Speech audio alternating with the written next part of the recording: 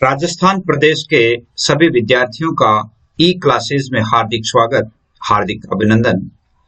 प्रिय विद्यार्थियों, जैसा कि हिंदी अनिवार्य कक्षा 12th के 3 जो संभावित प्रश्नोत्तर है बोर्ड परीक्षा के लिए, 3 भाग इसके पहले जारी कर दिए गए और यह चौथा भाग आपको जारी किया जा रहा है।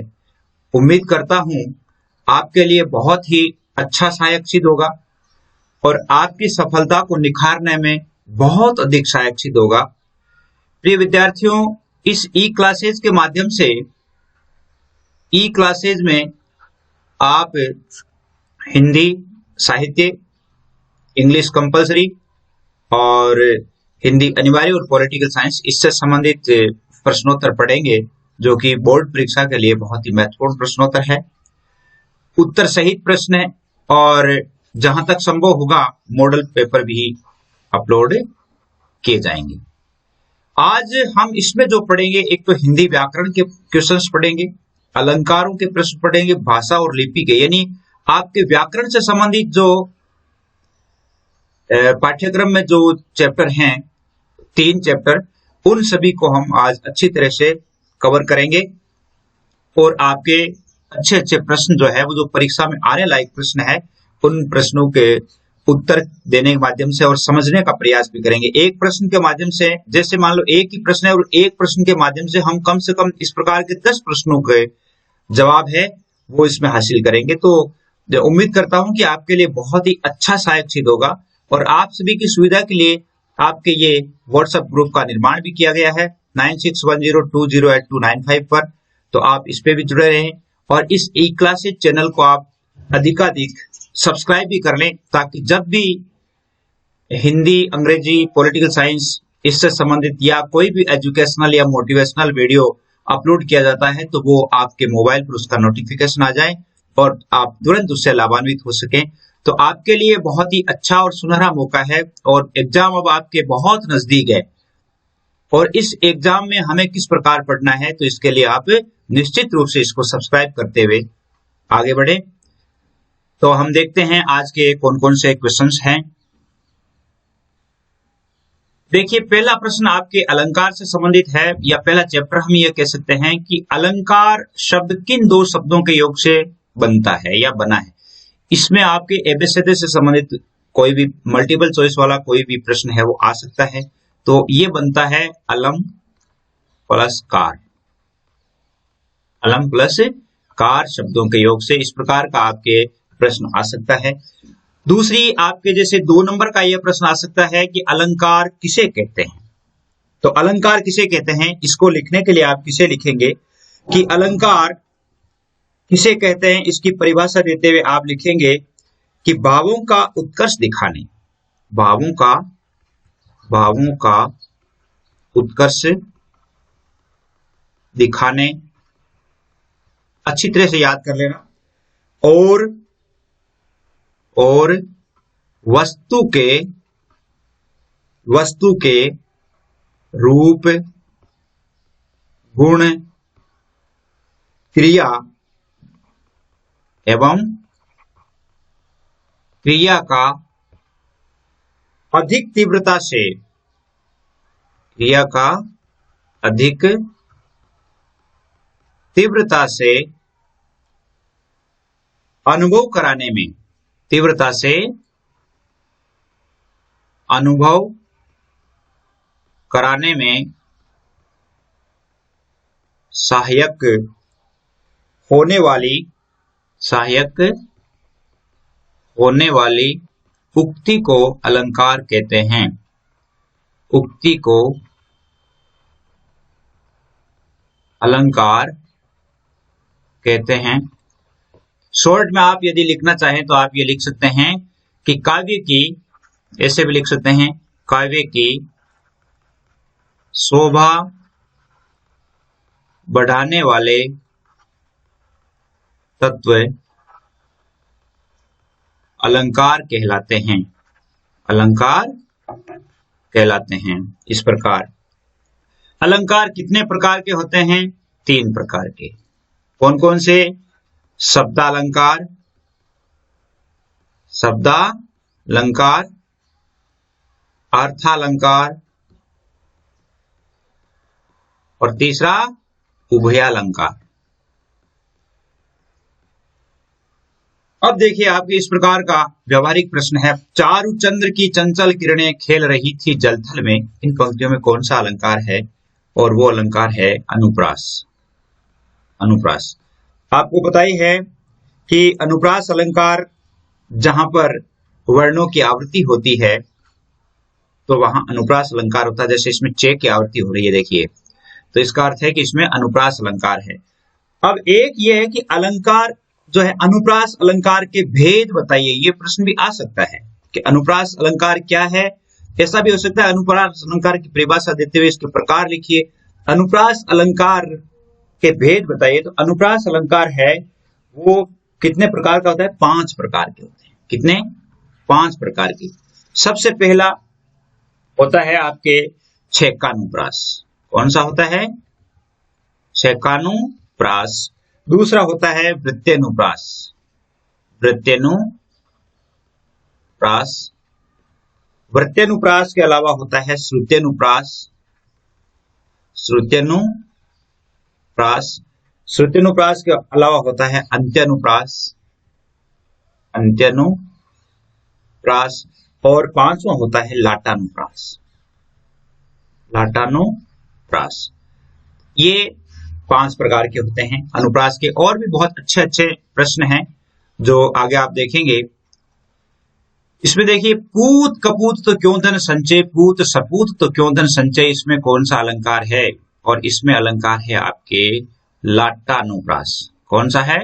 लाटानुप्रास। लाटानुप्रास जहां पर किसी वाक्य को पढ़ने पर या अन्वय करने पर उसमें अंतर आता है। यमक शब्द का क्या अर्थ है? देखिए, यमक शब्द का अर्थ होता है 2। क्या अर्थ होता है? 2।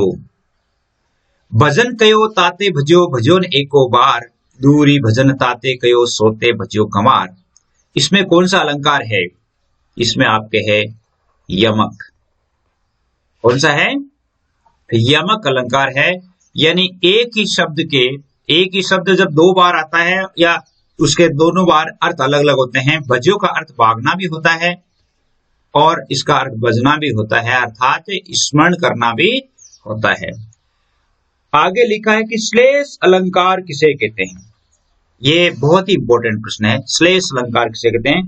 श्लेष अलंकार का एक ही शब्द में यदि हम देखें, श्लेष का मतलब होता है श्लेष शब्दों से बना हुआ, और श्लेष का चिपका हुआ, जिसमें एक ही शब्द में अनेक अर्थ चिपके हुए हों, इस प्रकार हम कह सकते हैं। वैसे अलंकारों का जो वीडियो पहले बनाया गया है, इसमें तो हम सिर्फ और सिर्फ इन प्रश्नों को हल करते समय थोड़ा बहुत ही हिंट देंगे। इससे संबंधित यदि पूरे अलंकार आपको विस्तृत रूप में जानना है तो आपका उस अलंकार से संबंधित वीडियो है, आप उसमें देख सकते हैं। देखिए, इसमें श्लेष की हम परिभाषा देंगे तो श्लेष में क्या है? जब अनेक अर्थों का बोध कराने वाला एक शब्द कविता में आता है, जब अनेक अर्थों का बोध कराने वाला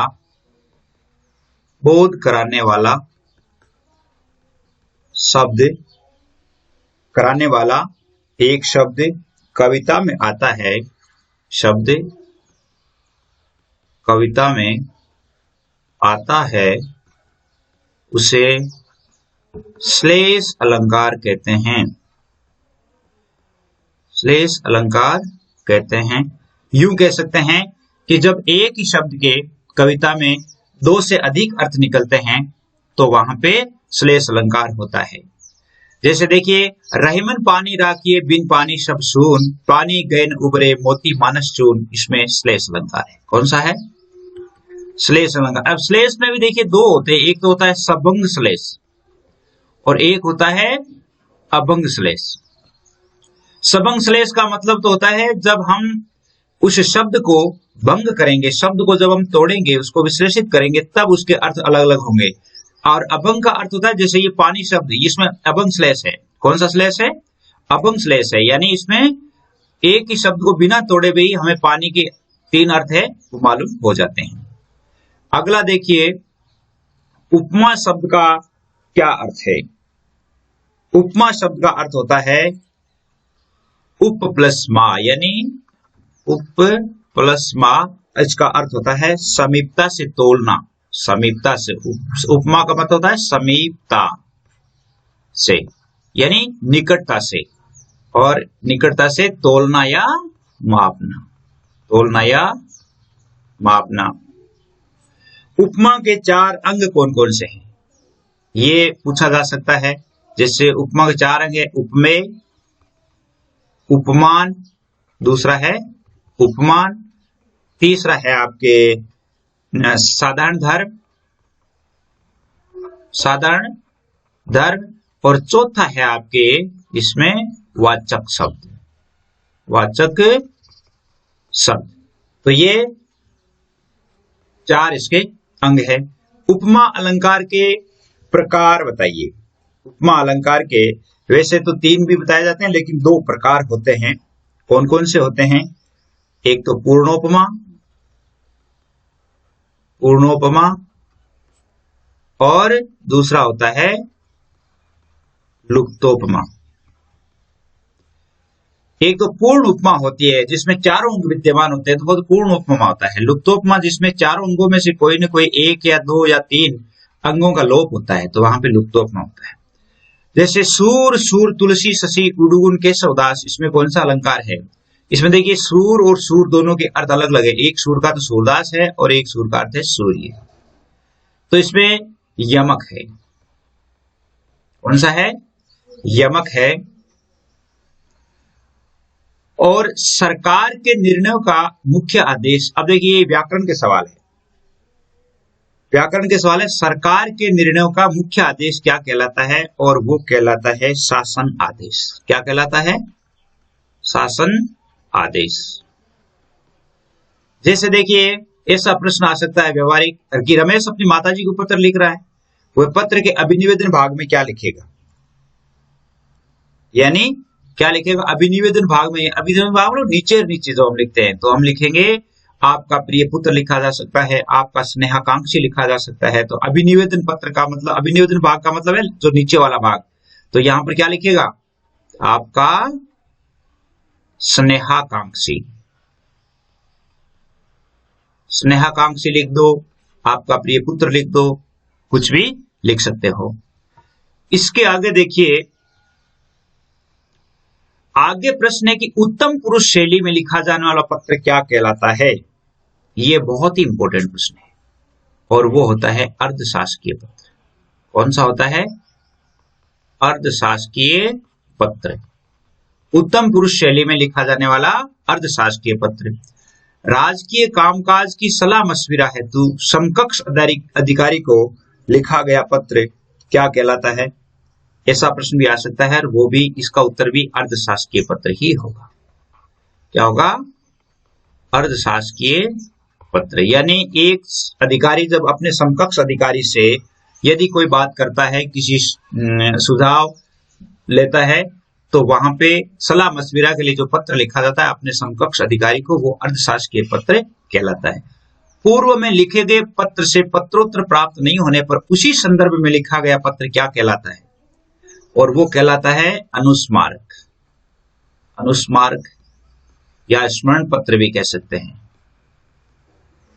अनुस्मारक या अनुस्मरण पत्र अर्थात जब जैसे मान लो एक लेटर भेजा और उसका जवाब नहीं दिया, और जब उसी का संदर्भ देते हुए जो दूसरा लेटर लिखा जाता है, पत्र लिखा जाता है, तो वो क्या कहलाता है?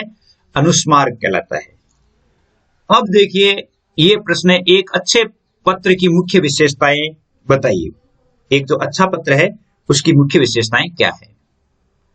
एक अच्छे पत्र की विशेषताएं, जैसे नंबर 1 सरलता, पत्र में सरलता होनी चाहिए। दूसरा स्पष्टता, मतलब अक्षर वो स्पष्ट होना चाहिए।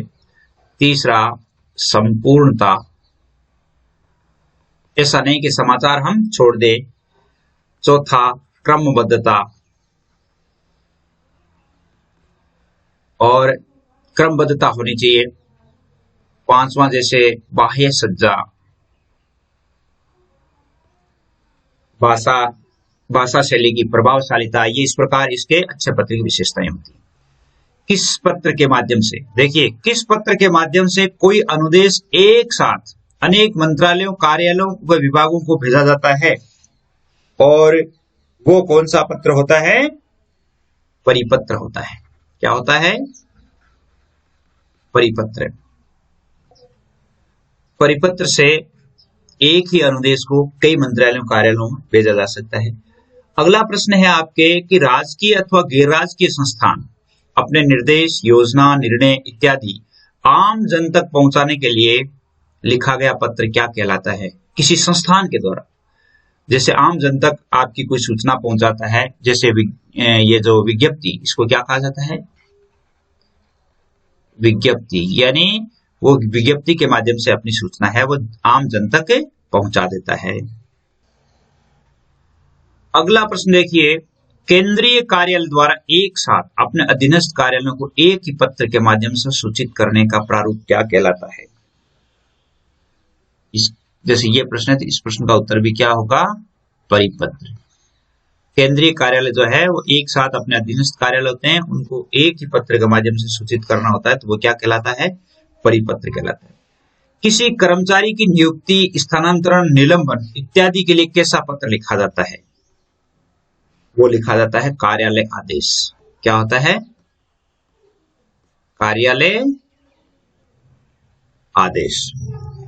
जैसे नियुक्ति है या किसी के लिए किसी का निलंबन है, तो इससे संबंधित क्या होता है? कार्यालय आदेश।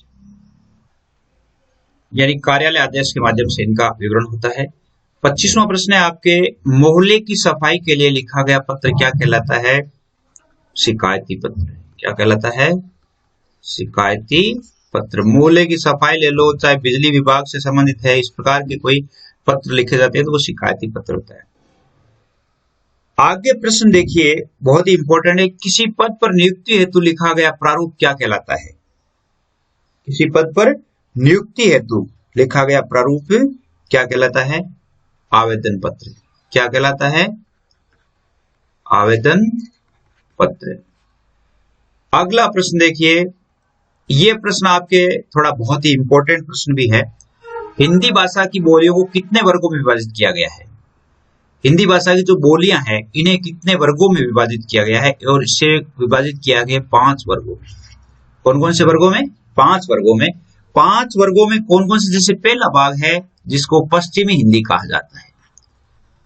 पश्चिमी हिंदी। अब इससे संबंधित आपके देखिए कम से कम 10 प्रश्न है, वो आराम से क्लियर हो जाएंगे कि 10 प्रश्न इसमें से बन सकते हैं। पश्चिमी हिंदी के अलावा आपके है पूर्वी हिंदी। पूर्वी हिंदी। पूर्वी हिंदी के अलावा आपके हैं राजस्थानी। राजस्थानी के अलावा आपके चौथा है बिहारी। बिहारी के अलावा है पहाड़ी भाषा। पहाड़ी भाषा। तो ये इसका विभाजन है। अब जैसे पश्चिमी हिंदी है, पश्चिमी हिंदी में कितनी भाषाएं आती है? कौन कौन सी बोलियां आती है? जैसे कन्नौजी। कौन कौन सी आती है? कन्नौजी, ब्रज, हरियाणवी,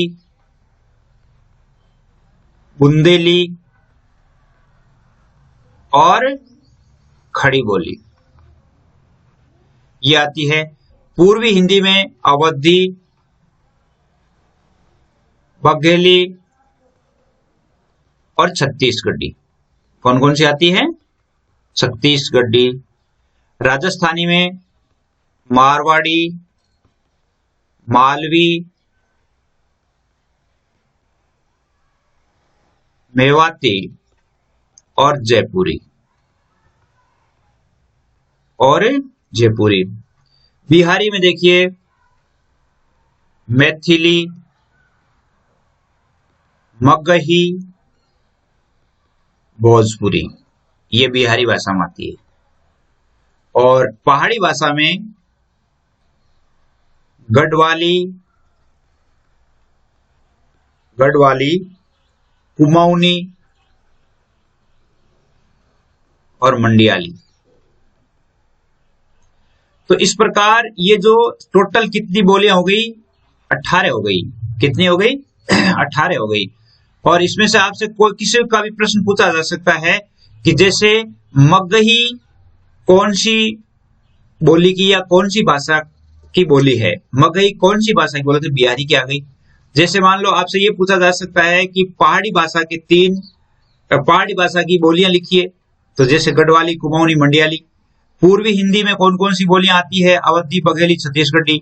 पश्चिमी हिंदी में कौन सी आती है। तो इससे आपको किसी भी तरह का प्रश्न है वो पूछा जा सकता है। अगला प्रश्न देखिए, ये बहुत ही इंपॉर्टेंट प्रश्न है, और प्रश्न है कि लिपि किसे कहते हैं। उत्तर है आपका सीधा सा कि भाषा की ध्वनियों को, भाषा की ध्वनियों को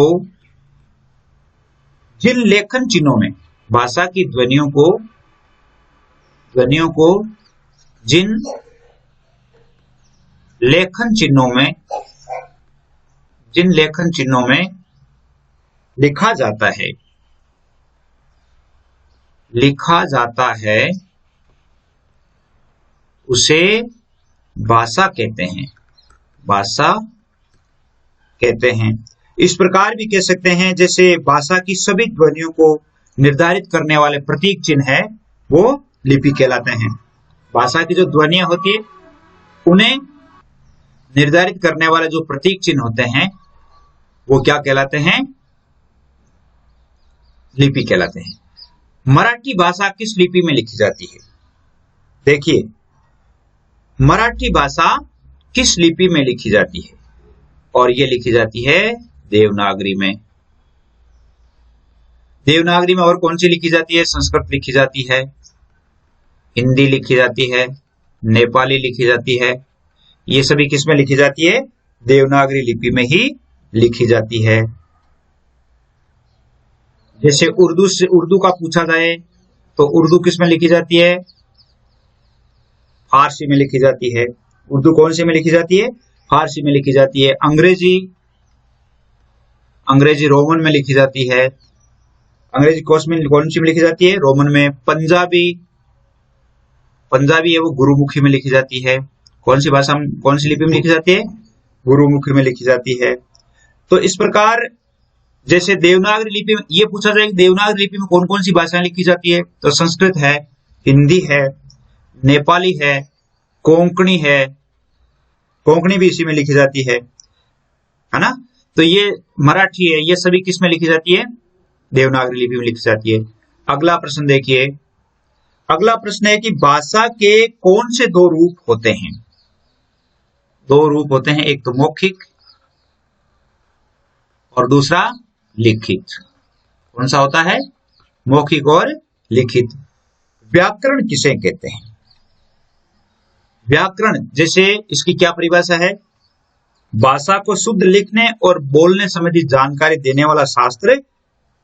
भाषा को शुद्ध लिखने और बोलने संबंधी जानकारी देने वाला शास्त्र है वो क्या कहलाता है, व्याकरण कहलाता है। तो भाषा को शुद्ध बोलने व लिखने की जानकारी देने वाला शास्त्र व्याकरण कहलाता है। क्या कहलाता है, व्याकरण कहलाता है। भाषा किसे कहते हैं, भाषा की परिभाषा क्या है।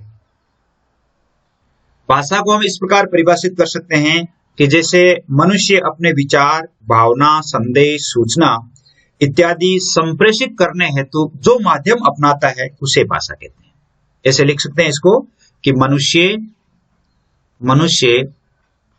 अपने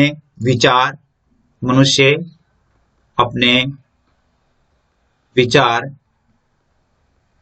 संदेश, भावना एवं सूचना को संप्रेषित करने हेतु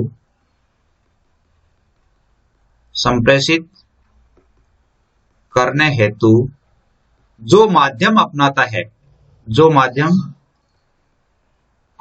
है उसे भाषा कहते हैं। राष्ट्रभाषा किसे कहते हैं। अब आगे आगे राष्ट्रभाषा किसे कहते हैं। तो राष्ट्रभाषा को हम इस प्रकार परिभाषित कर सकते हैं कि जैसे किसी राष्ट्र के संविधान में मान्य शासन कार्यों में प्रयुक्त और समस्त राष्ट्र में व्यवहारशील भाषा राष्ट्रभाषा कहलाती है। तो हम क्या किस प्रकार परिभाषित कर सकते हैं, इसको जैसे यहां लिख देता हूं राष्ट्रभाषा की, कि किसी राष्ट्र के संविधान में, किसी राष्ट्र के संविधान में, किसी राष्ट्र के संविधान में मान्य शासन कार्यों में प्रयुक्त, मान्य शासन कार्यों में प्रयुक्त एवं समस्त राष्ट्र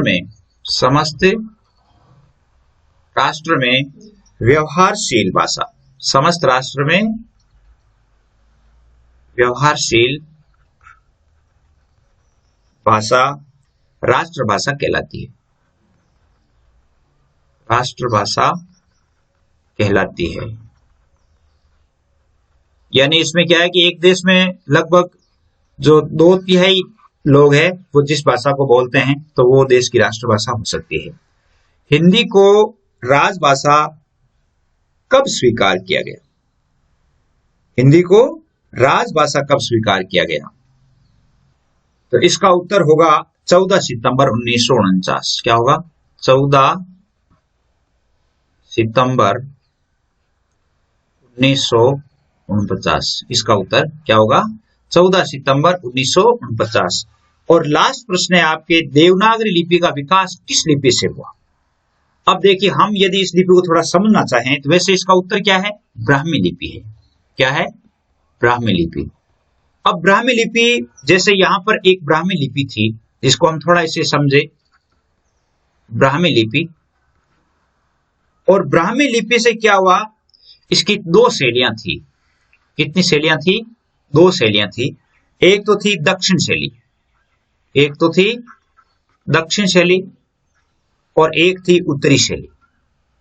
ब्राह्मी लिपि की एक तो थी दक्षिण शैली और एक थी उत्तरी शैली। दक्षिण शैली से तो कौन कौन सी भाषाएं आई है, जैसे तेलुगु है, कन्नड़ है और तमिल है। ये भाषाएं किससे आई, इधर दक्षिण शैली से आई। अब जैसे आपके ये उत्तरी शैली है, ये उत्तरी शैली में क्या हुआ कि उत्तरी शैली से एक और शैली पनपी, जिसको कौन सी शैली कहा गया, गुप्त शैली। कौन सी शैली आई, गुप्त शैली। गुप्त शैली के बाद एक और शैली आई जिसको सिद्ध मात्रिक या कुटिल लिपि कहा गया। सिद्ध मात्रिक लिपि या इससे सिद्ध मात्रिक या कुटिल लिपि जिसको कहा जाता है, कुटिल लिपि आई। कुटिल लिपि के बाद, कुटिल लिपि के 2 भाग हुए। कितने भाग हुए, ये कुटिल लिपि और इसके कितने भाग हो गए, 2 भाग हो गए, जिसमें एक तो देवनागरी बना, एक तो देवनागरी और एक हुई शारदा लिपि। कौन सी हुई, शारदा लिपि। अब देवनागरी लिपि ये लगभग 9वीं शताब्दी में आई थी। कब आई थी, अपने 9वीं शताब्दी में। और शारदा लिपि लगभग 10वीं शताब्दी में पनपी थी। तो कुटिल लिपि से देवनागरी लिपि और शारदा लिपि आई। तो इसकी मूल लिपि कौन सी हो गई, ब्राह्मी लिपि। तो उम्मीद करता हूं कि आपके लिए ये बहुत ही सहायक सिद्ध होगा और आगे भी आप इसी प्रकार मेरे साथ बने रहें। हर विषय के जो प्रश्नोत्तर है आपको मिलते रहेंगे। उम्मीद करता हूं आपके लिए सहायक सिद्ध होगा। जय हिंद, जय भारत।